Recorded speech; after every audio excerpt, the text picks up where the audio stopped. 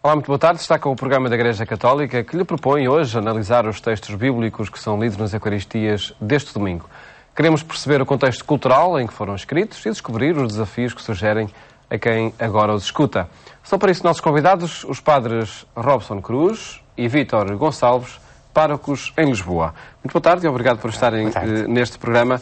E antes de analisarmos literariamente os três textos que estão lidos nas Eucaristias deste domingo, perguntava-lhe, Padre Robson, sobre a importância que tem o que acontece por estes dias em Portugal e que se centra muito no que acontece em Fátima. Eu estou a fazer a experiência, portanto, assim, estou a caminho de Fátima, não é? Isto é uma interrupção não programada da condição de peregrino.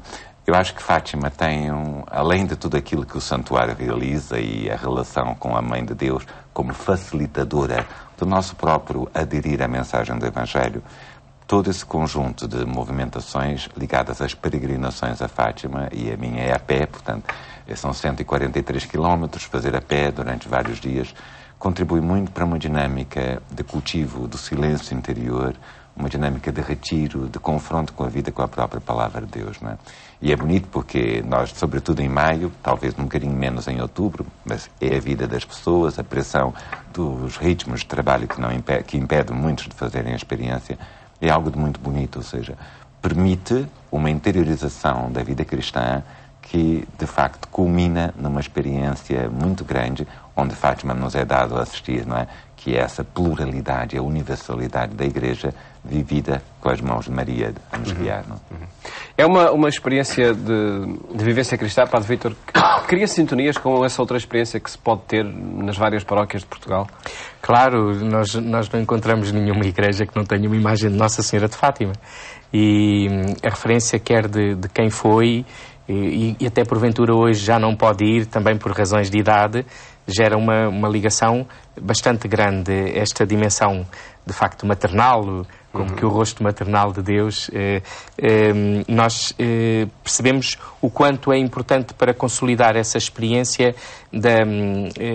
da atenção e da proximidade que Deus tem e que, no lugar particular de Maria, de Nossa Senhora, na vida das comunidades, ajuda a esse crescimento e esse caminhar na fé.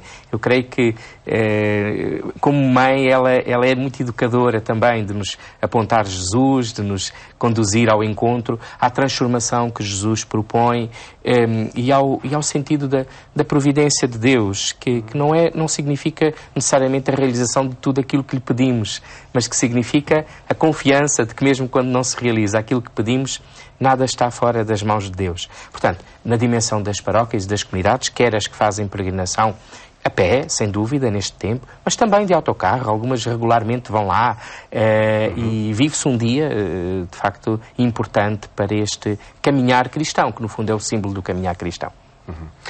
Vejamos então os textos que se escritam nas Eucaristias deste domingo. Padre Robson, primeira leitura deste 6º domingo da Páscoa, Atos capítulo 10, em que contexto é que se afirma aí a descida do Espírito Santo sobre todos os que estavam a ouvir a palavra? Há uma dimensão muito bonita destes 50 dias da Páscoa, portanto, entre a Páscoa e o Pentecostes, é que nós vivemos não apenas um único Pentecostes, mas nós vivemos múltiplos Pentecostes, ou seja, tudo aquilo que significa a manifestação até sensível do Espírito Santo, que congrega as pessoas, que distribui dons proféticos, dons de arrojo, digamos, de caridade, dons, digamos, de serviço aos outros, é manifestado. Concretamente, essa expressão do Pentecostes dos gentios aparece com Chase já no início do século XX, não é? E está a lembrar isso. Não há apenas um Pentecostes em Jerusalém com os apóstolos reunidos no cenáculo. Há um Pentecostes para os gentios e há um Pentecostes até aos confins da terra. O facto de um gentio, um romano, ser chamado à fé, significa que a Igreja vai conseguir perceber que, com a vitória de Cristo ressuscitado, há agora um conjunto de barreiras culturais que impediriam qualquer adulto, sobretudo de outra tradição cultural que não da judaica, pudesse aderir à fé. Nós sabemos que problemas são esses, os Atos dos Apóstolos escrevem o problema das prescrições alimentares. É impossível sentar um judeu e um gentio à mesma mesa porque há o problema do que se vai comer. Há um conjunto de regras sobre alimentos impuros que não podem ser. Depois as questões ligadas à pureza ritual. Depois a questão ligada à circuncisão, que, digamos, fazia desanimar qualquer adulto, homem, que tentasse entrar dentro do judaísmo. Tudo isto é vencido com Cristo. E é curioso porque todo este capítulo 10 é constituído com um conjunto de ações e, portanto, há uma ação de Cornélio, há uma ação de Pedro, há uma visão de Cornélio, há uma visão de Pedro. E que depois cada um explica, não é, aquilo que foi a experiência interior vivida.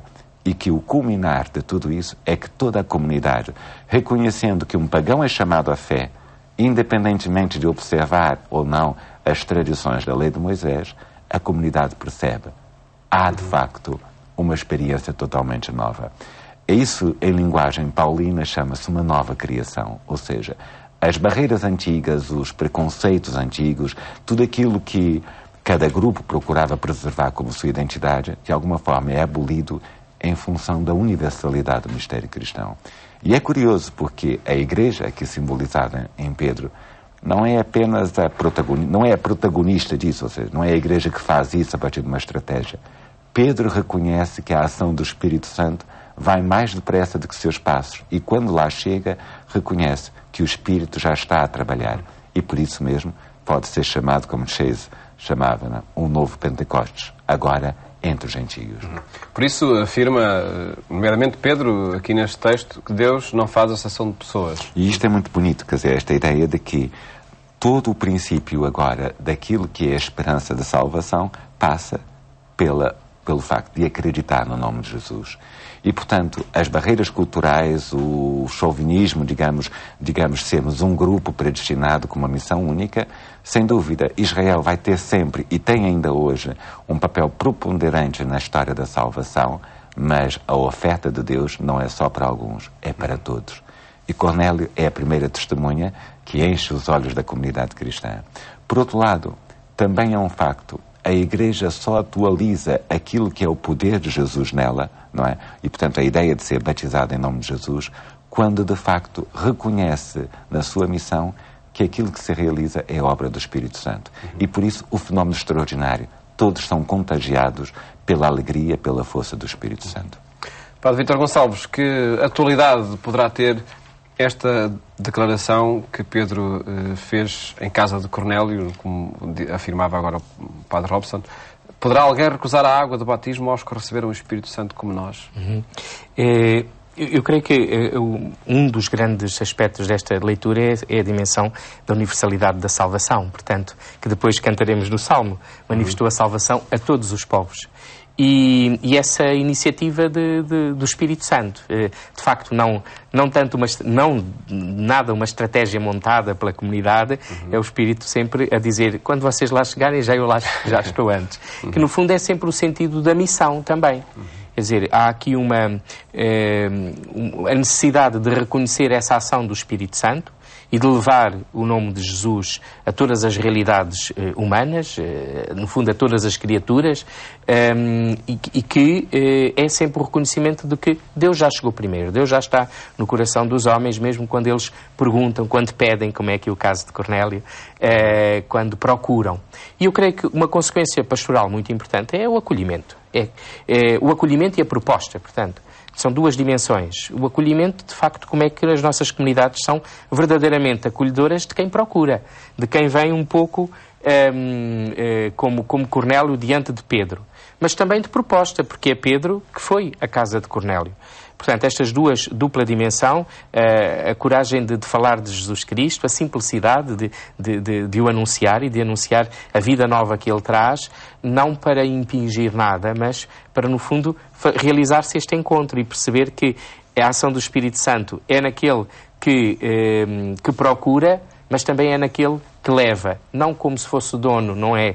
E é muito bonito que todo este debate que aqui à volta, que vai dar origem um pouco depois à questão do Concílio de Jerusalém, para definirem o que é que se pode pedir àqueles que vêm da gentilidade, dos gentios, vemos Pedro e a comunidade assim a maravilhar-se e a perceber que nós não podemos ficar agarrados aos preceitos e às normas do Antigo Testamento como se elas fossem a salvação. Não, agora a salvação é Jesus Cristo. E nós somos servidores dele e não nos servimos dele para realizar o que nós achamos que deve ser.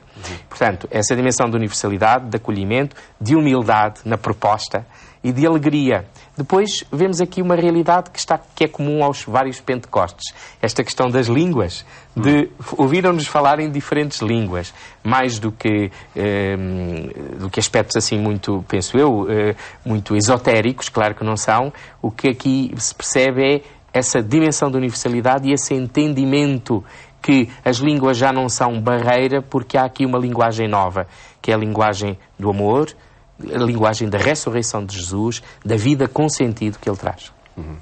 E passamos a analisar o texto da segunda leitura, até porque o Padre Vítor lançou aqui uma boa deixa, né? Essa linguagem do amor. É essa linguagem que se afirma no texto, na carta de São João, no capítulo 4.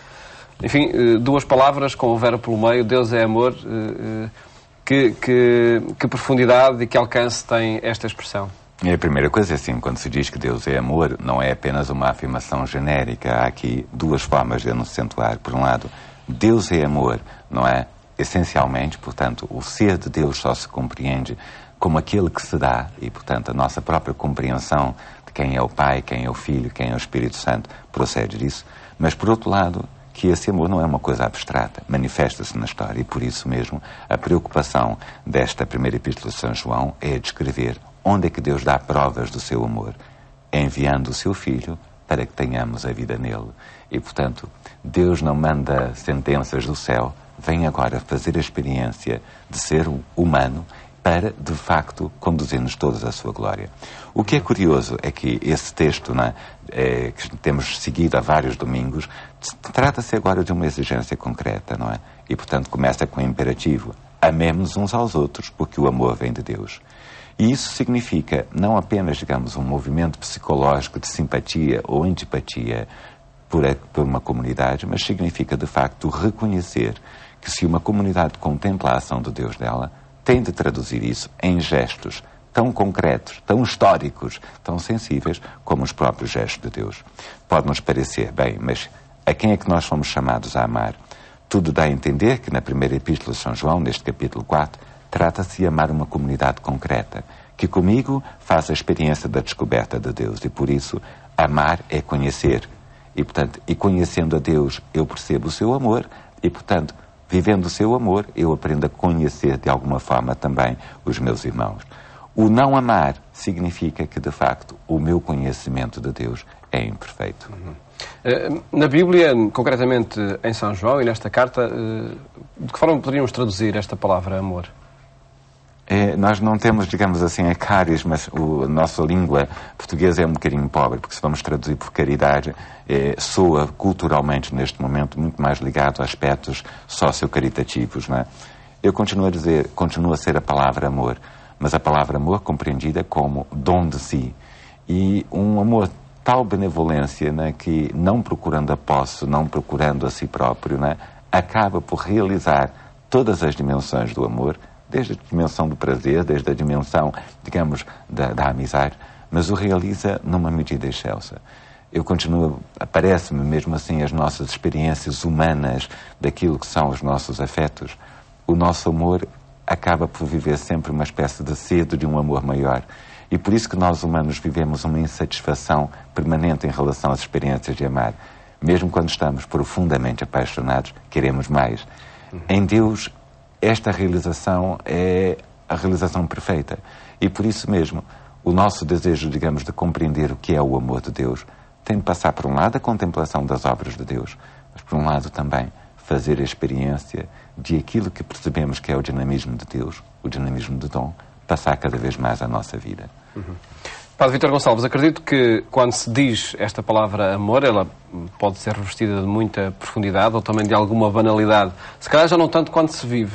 É impossível viver o amor de forma banal.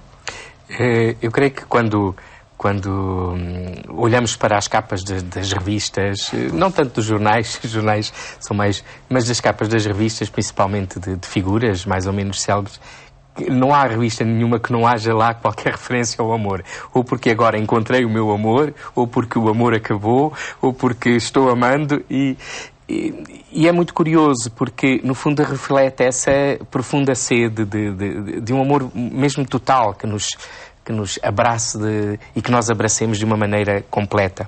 É verdade que se calhar é a palavra mais usada, talvez, e se calhar a poesia é aquela que melhor pode exprimir o inexprimível. Mas também não a podemos deixar de a usar, não só como palavra, mas como uma realidade que procuramos, que trabalhamos. Se calhar podemos muitas vezes confundir o amor simplesmente com os sentimentos, que são parte também essencial dele, mas o amor também como decisão, como vontade, como querer, que não é só amar, é querer amar. E isso marca logo diferenças, como uma dimensão de responsabilidade. Cá está, a minha doação e a doação ao outro, a alguém, já não para falar a uma causa, a um ideal, implica uma responsabilidade que mexe comigo, que me compromete, que me faz permanecer, não é preso. É uma doce prisão, de algum modo. O nosso Camões, com o seu poema, que exalta muito a dimensão também do prazer, o tal fogo que arde sem se ver, dor que dói e não se sente. Mas eu creio que é no concreto e é se calhar no discreto, é se calhar naquilo que é íntimo também, que nós vamos descobrindo estas dimensões. Não me esqueço de que há uns anos à escritora Lídia Jorge fizeram-lhe uma pergunta: porquê é que nos romances dela normalmente ela não descrevia a união amorosa do casal? E ela dizia: eu sou um bocadinho como os românticos do século XVIII. Acho que é algo tão íntimo que eu saio devagarinho e fecho a porta. Portanto, mesmo nessa dimensão, há aqui uma descrição do próprio amor que percebemos como realidade que permanece, que dá sustento e que se calhar manifesta-se mais depois nos seus frutos. A alegria, a paz, a paciência, a ternura, o diálogo, tantas coisas.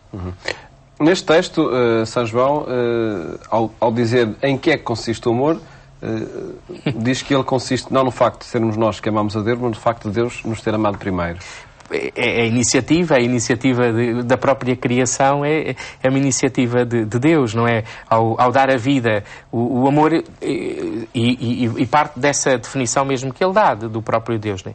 Deus é amor, logicamente o extravasar dessa vida é amor para nós. E o extravasar pleno que é no Ele próprio, na pessoa do Filho, fazer-se um de nós, fazer-se criatura, naquilo que é um dos passos importantes da nossa fé, acreditar nessa dupla natureza de Jesus. Portanto, é essa iniciativa de Deus que nos convoca. Nós nascemos por amor e para o amor, de algum modo.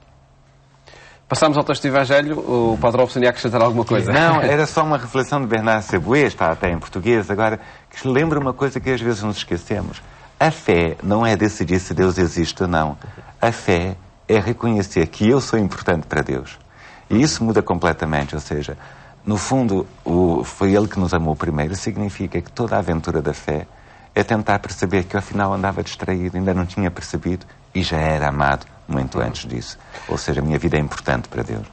Temos já muito pouco tempo para apresentar o Evangelho que é lido neste domingo, no capítulo 15 de São João. Em que contexto, o Padre Robson, se afirma esse mandamento essencial? 10 segundos. Este capítulo 15, nós conhecemos muito bem a imagem da videira e, portanto, está ligado à fonte da vida, é o principal. E por isso mesmo continua aqui, neste capítulo, vamos ler, não é tão narrativo, tem poucas imagens, mas onde Jesus diz: se tudo brota da ligação à fonte da vida, como na imagem da vinha, agora a ligação a Jesus procede também com dois princípios fundamentais. O amor, que nos une a Jesus, deve gerar a obediência e deve gerar a alegria. Não é possível amar Jesus se não obedecemos e não pomos em prática os seus mandamentos. Mas, ao mesmo tempo, esse amor gera uma alegria. E uma alegria nova, porque é a participação na própria vida íntima de Deus. É possível cumprir este mandamento, Padre Vítor, de amar como Deus nos amou? Se não fosse, então perguntava, mas para que é que Jesus nos propõe algo tão exigente ou tão impossível de realizar? A questão está se calhar nunca vamos dizer, já atingi. Mas é o percurso, é bonita esta expressão. Jesus vem de falar da videira e da questão do permanecer. E nós vivemos um bocado num tempo em que parece que nada permanece. Onde o novo é exaltado de uma maneira tão extraordinária que aquilo que permanece parece ser cada vez menos. Ora, aquilo que é a qualidade está de facto no permanecer. Aqui o permanecer significa o estar até ao fim. Ora, e o amor tem muito dessas dimensões. O amor tem a ver com essa realidade do estar até ao fim.